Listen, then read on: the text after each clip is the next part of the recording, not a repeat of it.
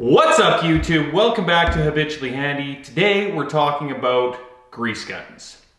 So if you own a piece of heavy equipment, or if you own a tractor, or if you own a vehicle and you're maintaining it yourself, you're gonna want to get yourself a grease gun. You probably already have one.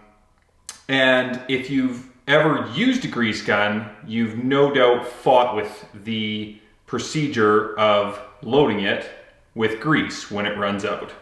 So today I want to talk a little bit about how these work and some tips and tricks for loading new tubes of grease into a grease gun. So essentially how a grease gun works is it's just a pump. That's all it is.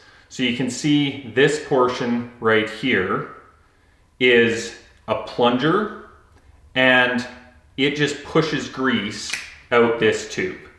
It's all it is. It's very simple. There's inside this tube is where the tube of grease sits. And inside this tube, there's a big spring and a plunger on the end of the spring. And so the spring pressure is pushing this big slug of grease up towards this pump. And when you squeeze the handle, the pump pushes grease out of the end of the grease gun. This grease gun doesn't have any grease in it because it's junk and I hardly ever use it. It just sits in my shop. So it's basically just a prop right now. So we'll get rid of that. This is a cordless 18 volt grease gun that I use almost every time I grease something. But it works exactly the same. The only difference is with this is that instead of pumping the handle like this, you simply have to just pull a trigger. And this just ran out of grease, so I'm going to show you how I change the grease in a grease gun. So the first thing you want to do when your gun stops pumping grease is you want to actually make sure that it's in fact out of grease and there isn't just an air pocket that is preventing the pump from working. And the way that you do that is you simply pull back on this handle at the back.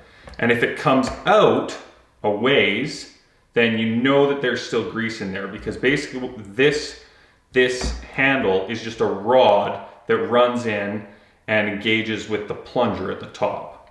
So if this rod comes out a certain distance, you still have that amount of grease left in your tube, and you just have air trapped inside your pump.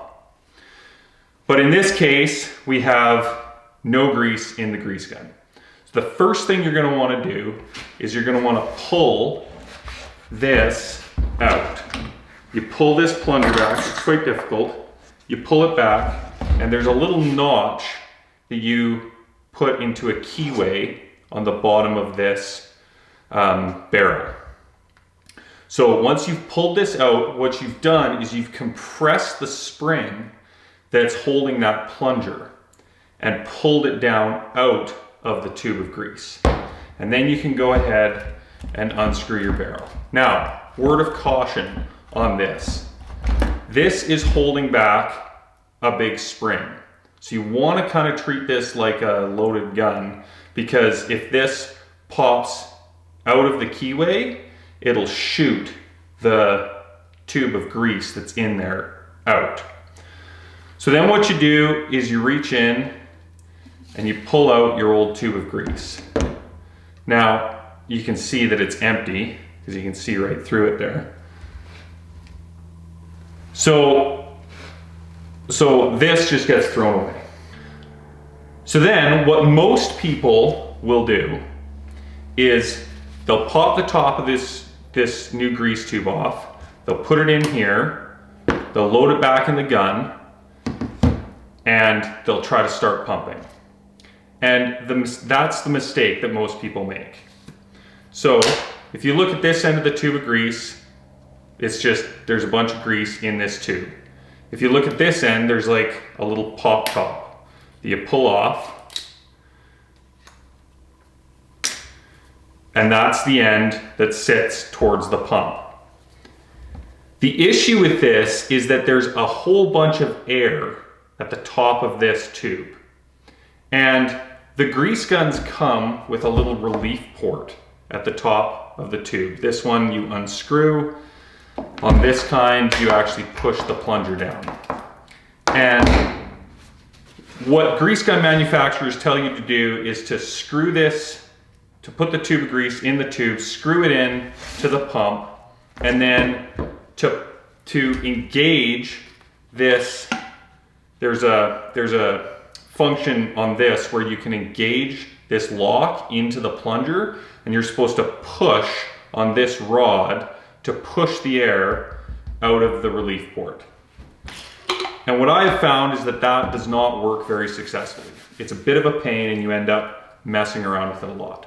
So what I started doing years ago when I was working on helicopters, and we'd go through a tube of grease every day greasing a helicopter, was I would just take some grease from the bottom of the tube and just pack it onto the top of the tube like this. And I build it into a nice little mound on the top like that. So now this is mounded up. So when we insert it into the pump end, we're not going to trap any air in there. So then all you do is you just screw this back in like this, just like that, and then you can disengage this rod, this follower rod. So now we have a full barrel of grease, and this gun should start pumping immediately. So you can see the color of that grease coming out is the color, the old color of grease that we were using. And if I keep pumping,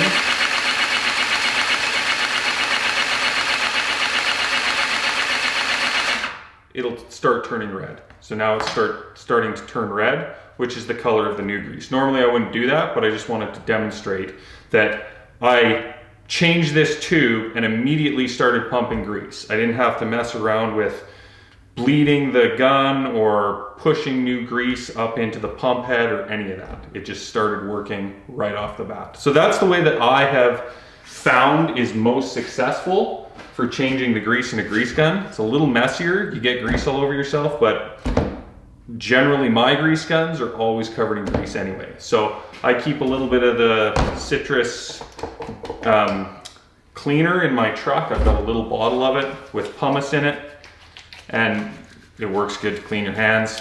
So that's the tips and tricks for a grease gun. I usually try and run a pretty premium quality grease, but any grease is better than no grease.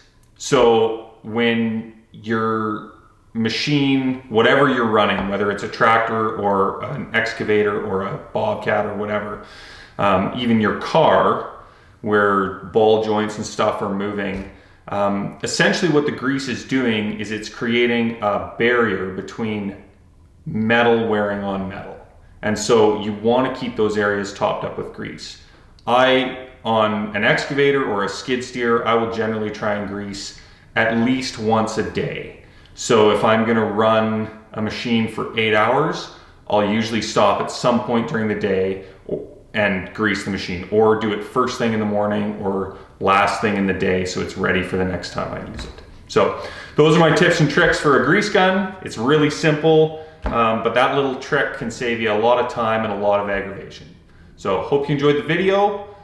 Like, comment, subscribe, really helps out, and we'll see you on the next one.